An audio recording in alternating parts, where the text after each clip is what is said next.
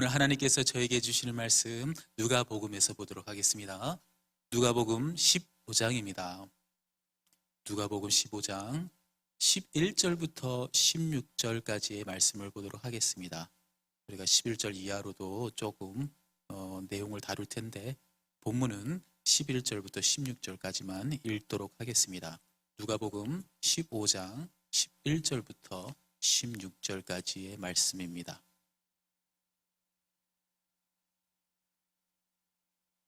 우리 다 찾으신 줄 알고 각자 계신 처소에서 다 함께 합독하도록 하겠습니다. 시작. 또 이르시되 어떤 사람에게 두 아들이 있는데 그 둘째가 아버지에게 말하되 아버지여 재산 중에서 내게 돌아올 분깃을 내게 주소서 하는지라.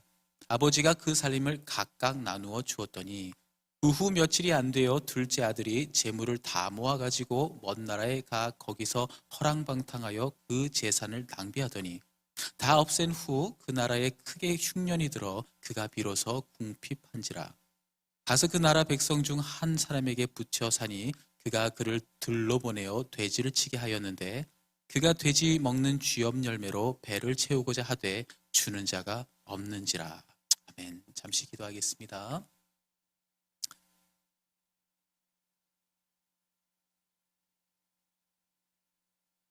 하나님 아버지 감사합니다. 정말 주님의 집을 찾아 나왔을 때의 큰 기쁨과 소망은 이로 말할 수가 없습니다. 정말 저희 바랄 것이 무엇이 있겠습니까? 그저 오직 우리 주 예수 그리스도 한 분을 믿고 나옵니다. 하나님 긍휼히 여겨주시고 또 우리 안에 있는 정말 많은 기도의 제목들을 들고 왔사오니 이 시간 말씀을 통해서 그 단단한 반석 위에 기도로 세울 수 있도록 하나님 아버지 이 시간 붙들어 주시옵소서. 말씀을 전합니다. 듣는 자와 함께 동일한 한 성령 안에서 귀한 예배를 드리게 하시고 오직 예수 그리스도 한 분만 영광 받게 하여 주시옵소서. 이 모든 말씀 우리 주 예수 그리스도를 받들어 기도드렸습니다. 아멘. 오늘의 말씀은 탕자의 비유입니다. 누가복음 15장을 보면 참 귀한 비유가 상당히 많아요. 잃어버린 자, 잃어버린 양. 탕자의 비유에 대해서 오늘 전반적으로 얘기할 것이 아니고 너무나 다룰 게 많죠. 탕자의 비유가 주는 우리에게 주시는 참 그 교훈들과 하나님의 말씀들이 많은데 오늘은 그중에 탕자에 대해서만 얘기하고 싶어요. 아무래도 제가 탕자과라서 그런지 몰라도 탕자에 대해서만 조금 얘기를 하기를 원합니다. 내용에 간단하게 설명하면 이렇습니다. 한 아버지가 있었고 아들 둘이 있었습니다. 큰 아들과 작은 아들이 있습니다. 항상 장남은 아버지의 뜻을 잘 알고 이렇게 잘 하는데 꼭 둘째가 문제입니다. 제가 둘째예요. 그래서 둘째가 참 문제입니다. 둘째는 조금 달랐던 것 같아요. 아버지에게 다가가서 유산을 달라고 하지요. 돌아올 상속될 유산을 내 분깃을 나눠달라. 여러분 너무 오해하지 마시기 바랍니다. 이것이 그 당시의 전통인데 얼마든지 가능해요. 자녀들에게 먼저 유산을 이렇게 상속해 줄 수도 있다고 합니다. 제가 너무 답답해서 한번 찾아봤어요. 근데 그 당시에 전통에는 그렇게 나눠줄 수 있다고 해요. 그래서 책임감도 주고 또 그런 의미에서 그렇게 재산을 그때 하투 이제 가축도 많고 또 종들도 많으니까 관리할 수 있게끔 그렇게 했다고 합니다. 그렇죠? 그래서 되게 우리 탕자 같은 경우는 결혼도 안 했고 또 싱글이고 그러다 보니까 한 3분의 1 정도 받았다고 생각하시면 돼요. 그래도 꽤 큰 그 포션이죠. 그렇게 받고 잘 지내는가 싶더니 며칠 안 돼서 그래 그 다른 교훈이 있다면 큰 축복 받으면 마음이 휙 바뀝니다. 조심하셔야 돼요. 하나님 앞에 큰 축복을 받으면 마음이 금세 돌아설 수가 있어요. 그걸 잘 잡아야 합니다. 아버지께 유산을 받고 며칠 안 돼서 이웃 나라로 가게 되죠. 그러나 아니나 다를까 그 재물을 관리할 수 있는 능력도 되지 않고 경험도 없고 그러다 보니까 허랑방탕하게 이렇게 돈을 쓰고 사치를 하고 하다 보니까 결론적으로는 그 나라의 사람에게 맡겨진 바, 그래서 돼지를 치게 되고 또 먹을 것이 너무 없어서 배고파서, 그래서 돼지를 먹는 쥐염 열매를 먹으려고 해도 주는 사람이 없더라라는 것이 오늘까지 읽은 본문이에요. 그 이후에는 은혜의 말씀이 많이 나오죠. 탕자가 돌아가게 되고 또 아버지께서 큰 품으로 안아주시면서 소를 잡고 가락지 기우고 의복을 입히고 너무 은혜되는 말씀이에요. 근데 오늘은 탕자에 대해서 잠깐만 보기를 원해요. 탕자. 어떻게 보면 지금 우리 교회에 계시고 지금 현재 인터넷에 방송을 보시는 분들을 보면 이 정도 됐다 싶으면 오늘 예배를 새벽에 나와서 예배를 드리고 또 방송을 보시는 분 정도의 수준이 됐다면 아이고 무슨 탕자는 이제 예전 일입니다라고 생각할 수 있어요. 탕자는요 예전에 제가 방황할 때가 있었습니다. 다 예전 일이지만 그때 참 힘들었어요. 그래서 제가 탕자였지요 라고 얘기할 수도 있어요. 그런데 과연 그럴까라는 생각을 또 제가 한번 던져드립니다. 만약에 우리는 아직도 탕자의 모습을 지니고 있고 아직도 우린 탕자입니다 라고 얘기하면 여러분들 어떻게 생각하시겠습니까? 한번 오늘 말씀을 조금만 읽어보시면, 좀 나눠보시면 그럴 수도 있겠구나 라고 생각을 들 수 있을 것 같아요. 우리에겐 연관성이 없어 보여요. 탕자라는 것은 제가 말씀드린 것처럼 교회 출석하고 있지, 헌신하고 있지, 봉사하고 있지, 하나님 사랑하지, 뭘 탕자예요 내가 탕자는 라고 생각할 수도 있습니다. 아무 연관성이 없어 보여요. 그러나 오늘 탕자라는 어떤 성경적으로 복음적으로 말씀적으로 얘기하려 하는 탕자의 definition, 탕자가 주는 의미를 우리가 조금 알 필요가 있다고 생각합니다.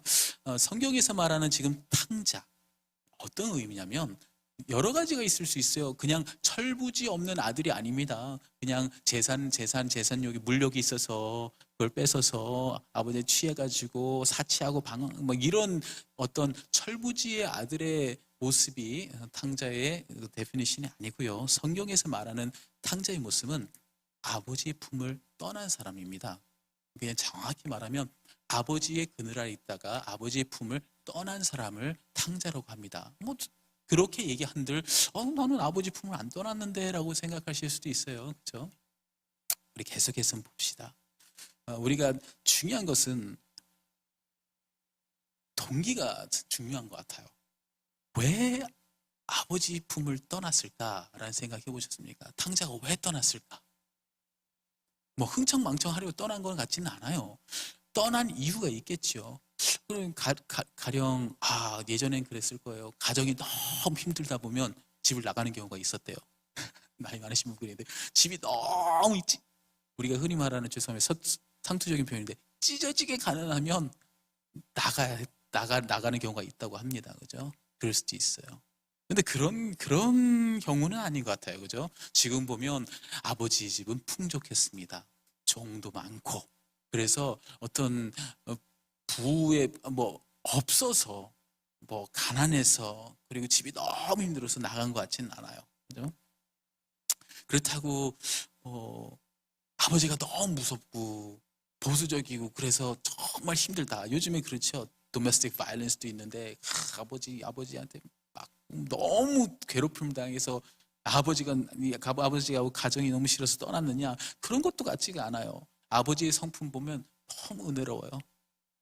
그 젊은 아이가 재산을 달라고 한다고 해도 그 당시에 그 컬처 자체가 줄 수 있는데, 그때 프로버스가 있어요. 잠언이 있는데 아이들에게 일찍 상속을 하지 말아라는 그런 프로버스도 있다고 해요. 그러니까 그럼에도 불구하고 리스펙트했다라는 거죠.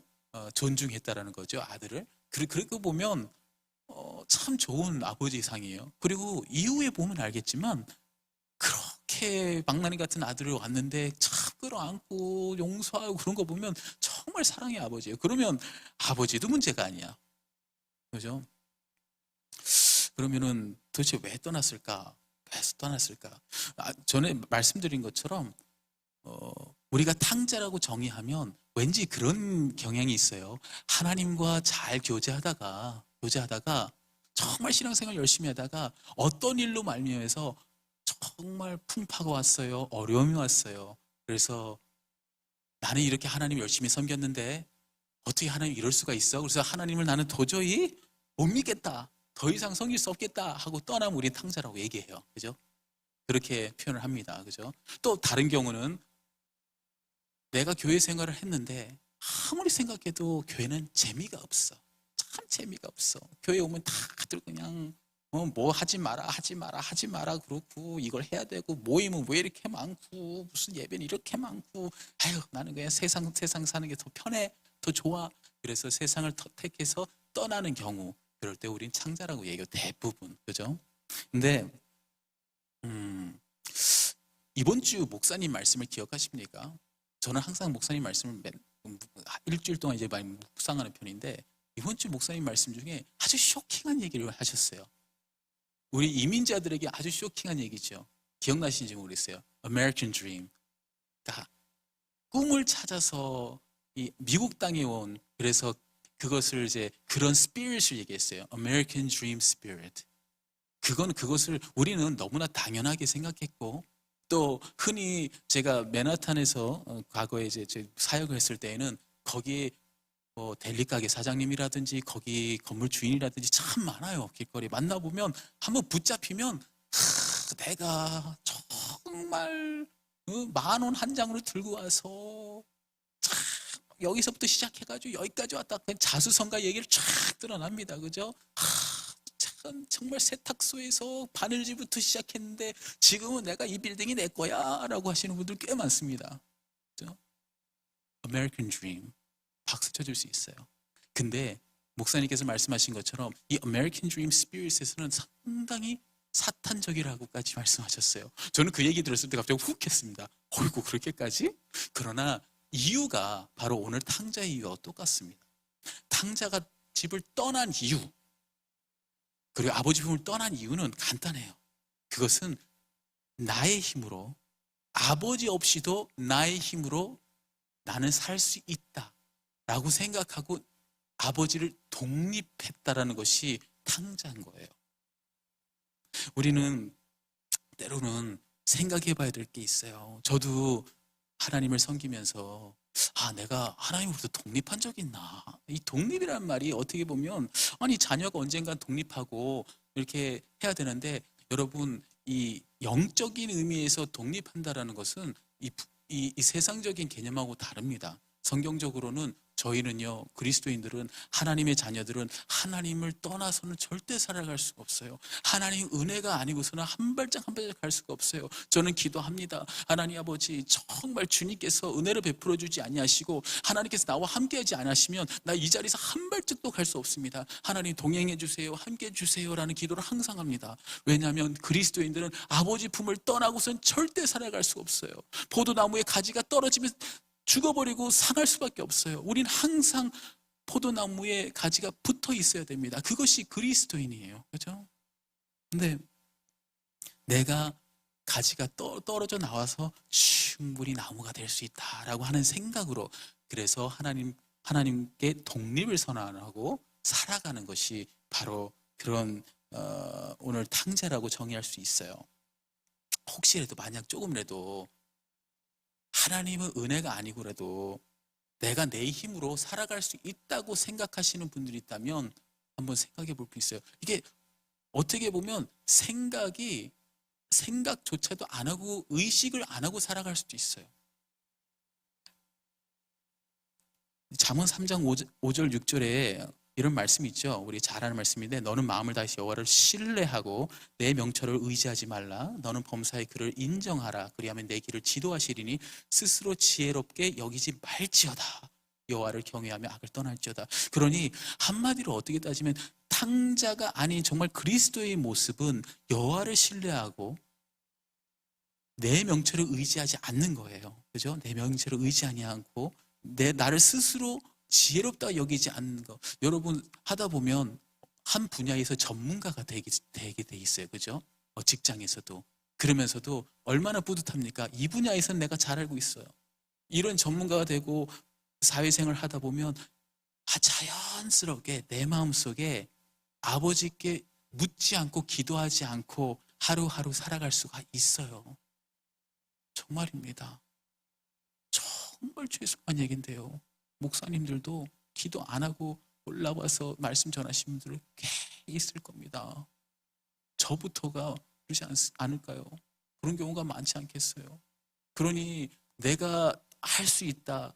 내 지혜와 내 힘과 내 경험과 내 지식으로 얼마든지 할 수 있다라고 조금이라도 생각하면 탕자라는 거예요. 탕자라는 거예요. 근데 오늘 제가 말씀드렸죠. 내 명철을 의지하고 스스로 지혜 있게 여기는 것, 그것을 탕자라고 얘기했는데 그것을 오늘 말씀은 악이라고 지정해요. 악이래요. 우리 얼마나 우리가 경계해야 되겠어요. 오늘 탕자의 모습을 탕자를 통해서 우리 모습을 볼 수가 있어요. 다행히 오늘 비유는 탕자를 책망하는 목적으로 쓴 것이 아니고 하나님의 용서와 은혜를 목적으로 하고 있어요. 그래서 주인공이 탕자가 아니고 하나님이에요. 아버지예요. 여러분 탕자의 비유라고 해서 그 주인공이 탕자라고 생각하시는데 탕자가 아니고 주인공은 아버지입니다. 목적은 아버지가 얼마나 그 아들을 참고 기다리고 용서하고 또 회복하는지를 얘기하고 있어요. 그러니 혹시로 내가 탕자라고 생각하면 오늘 가장 중요한 것은 시편 9장 10절 말씀처럼 여호와여 주의 이름을 아는 자는 주를 의지하오리는 이는 주를 찾는 자들을 버리지 아니하심이니이다 라는 말씀이에요. 절대로 주님께서 여러분을 버리지 않는다라는 거예요. 문제는 탕자가 깨닫고 돌아온 과정 속에 우리가 우리의 모습을 봐야 되는데 탕자는 딱 3단계로 나눠서 돌아왔습니다. 첫째 뭐래? 스스로 돌이켰어요. 스스로 돌이키고 두 번째 아버지께 죄를 지었다고 고백을 하게 됩니다. 마지막에는 그래서 일어나서 아버지 집으로 가게 돼요.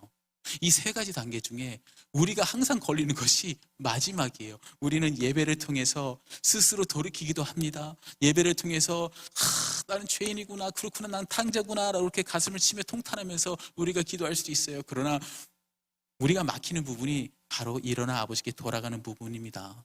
저는 오늘 이런 말씀을 많이 들으실 거라고 생각하고 많이 새겼을 거라고 생각하는데 중요한 것은 아버지께 일어나 아버지께 돌아가는 그 모습이 우리에게 없다라는 것이에요. 우리가 이 시간 제가 여러분께 강조하고 싶은 것은 일어나서 아버지께 돌아가야지 되는 거예요.